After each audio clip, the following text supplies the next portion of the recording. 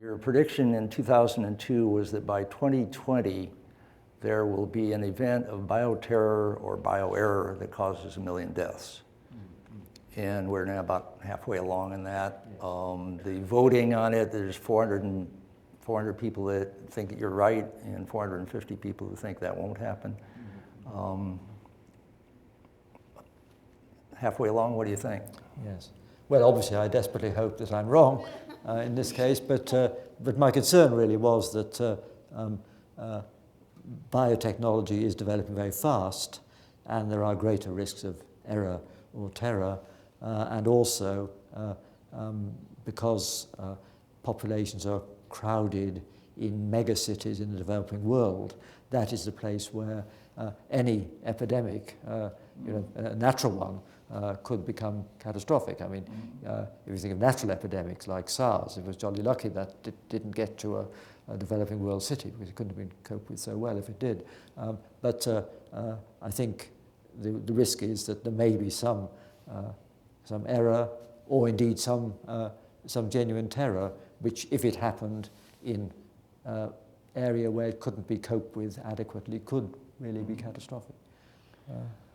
In 2020, when we have a conversation again, and you've either won or lost that prediction, suppose the event has not happened.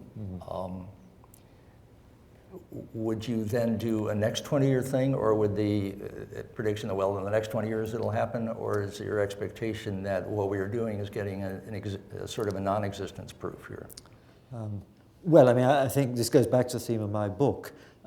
I think there is a genuine worry that a few individuals who want to cause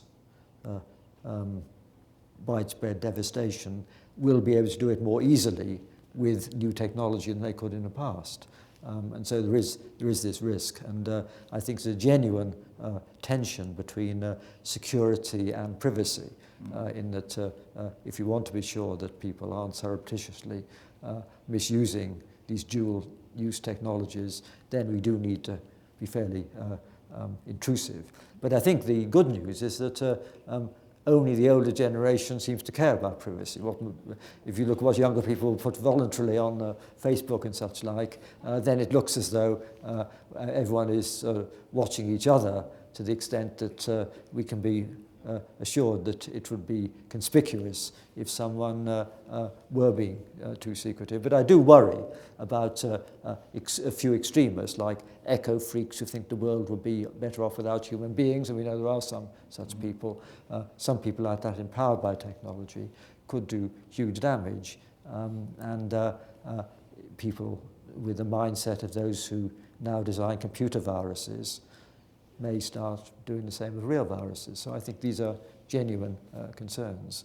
And that's why I do feel that it's going to be very hard to maintain freedom and privacy in a world where a few people can do far more damage than they ever could in the past.